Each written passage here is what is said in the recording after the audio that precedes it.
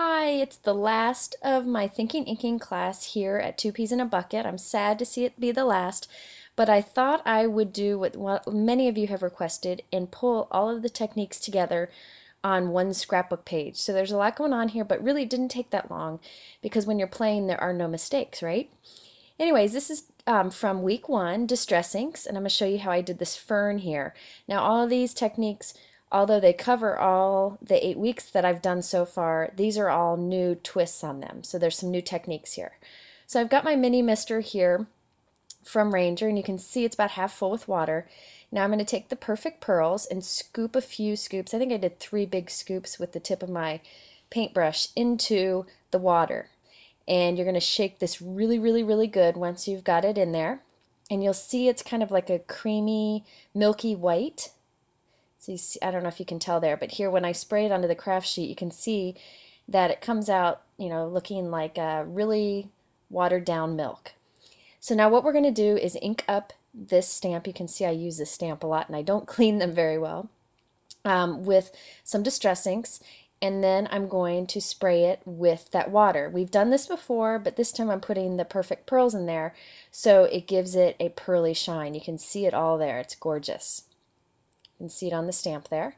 And now I'm going to stamp this. I did this on watercolor paper, but you can do it on regular paper. I just like the texture of watercolor paper sometimes. So I'm going to stamp this on here. And it'll look kind of splotchy at first, but don't worry, it'll dry really pretty.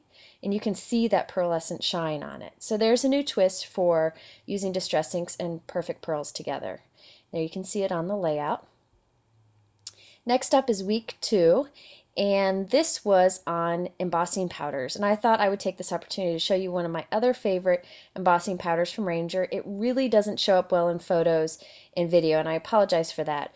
But it is this holographic embossing powder, and it is so cool in real life and especially cool on dark paper. Now I did it on white here, so the effect isn't as great, but on dark paper it is awesome. Anyways, I just stamped with Distress ink, and since it stays wet for a little bit, I can put on some embossing powder here, and I'm going to heat it up. And as you heat it up, it does this holographic look. Can you see the different colors there? It's hard to see. I wish you could see it better.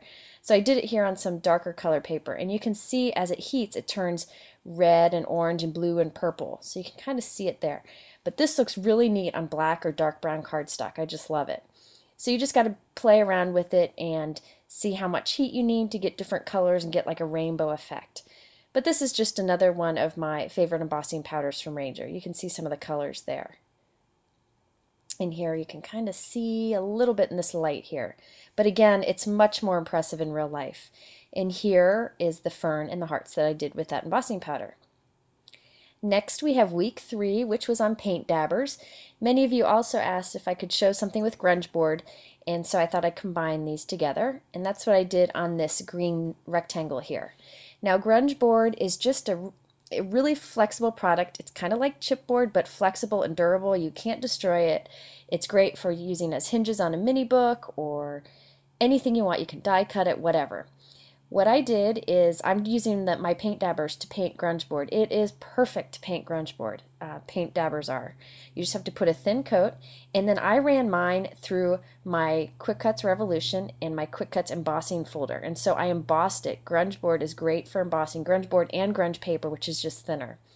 And then I just took my sanding tool and I just sanded the raised areas. You can see how that looks there, but there's a lot you can do with Grungeboard. Week 4 is up next, and this was Distress Crackle Paint, and I thought I'd show you the new Crackle Paint that Ranger has come out with. You can see it here. It's a clear Crackle Paint, and this is just wonderful. Tim calls it clear rock candy, and it's just a clear paint like the others, and you just put it on a medium thickness. I like to vary it so that there's small crackle in some parts and thicker crackle in other parts. So I'm just painting it on here. Takes some time to dry. You just leave it to dry, and look at that awesome crackle texture that you get. I just love this. So this is one of their newest products. Next is alcohol inks from week 5, and I thought I'd show you what happens when you use alcohol inks on non-glossy paper. It's still kind of cool. So here I have I used watercolor paper, but you can use any cardstock, and I put some color. I didn't use any um, metallic mixative here. I just use color and blending solution, and you can see the paper absorbs it, and you have to kind of re-ink your applicator pretty often. So I'm just putting some more blending solution because I want this to fade to a lighter color when it gets to the other side here, which you'll see in the end. So I'm going to continue doing this, and then you get the final result here. And then I'm kind of picking up a little bit of metallic mixative to put on there. You don't want too much. And you can see the variation of color in the back is even pretty cool too. So that's just how you can use alcohol inks on regular paper. Next is week 6, which was dimensional pearls and stickles. And I thought this would be fun to show you another one of the new products from Ranger. And this is the rock candy stickles. So you can see it on the textbook paper there. I spread it out, and I'll show you how I did that. First up, whenever you're using text paper, it's very fragile, so it's hard to, like vintage textbook paper, it's hard to do things with without it falling apart. So I like to adhere it to regular cardstock to give it some stability. And then I'm coloring it here with some distress inks. And because I backed it up, it won't, fall apart when I'm inking it. Now this is the Distress Stickles Rock Candy, and I love to do this. Tim showed me this at CHA. You just take it and you smear it around on textbook paper or any kind of pattern paper, and this is like a perfectly clear glitter in there. So there's no shine, it just picks up the light and shines from the light, so it doesn't add color. It stays true to whatever you have behind it. And this is now my new favorite Stickles, so you can kind of see it there. It's really neat in real life. The video and photo just doesn't capture it. Okay, now we have sticky back canvas and Claudine Helmness Studio paints, and that's what I used here for this green. And I thought I'd show you how you can pleat with and put little pleats with this sticky back canvas. It's really easy. So I'm just covering this with some of the Claudine Helmness paints. I love this color. And I'm going to let it dry. Now I've got this piece of cardstock that I'm going to use as a backing, and I'm going to just start on one end, and as I go I'm going to form little folds. So I'm going to do a fold here and then press it down some. Because this is sticky back, this is really easy to do, so much easier than doing with regular canvas. And I'm going to keep going and put more and more folds as we go. And this is just a great way to add some texture and dimension to your pages or cards. And then I rub some distress ink on it, and there you have it, the green pleated canvas. And our last week was on perfect pearls, and so I thought I'd show you something fun to do with it with distress inks again. So I did this whole piece here using the perfect pearls. I first started by taking regular white cardstock and smushing and smearing some distress ink on top of it so that it's really solid color, lots of ink there. And then I went ahead and I used a punch to punch out some shapes.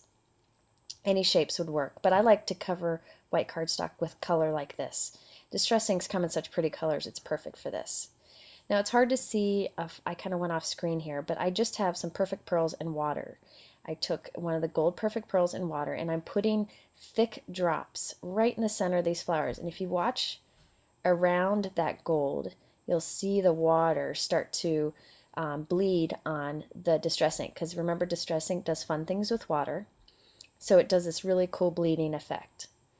And then because I put perfect pearls in it, it leaves this great shine in the middle. This is perfect for the center of flowers.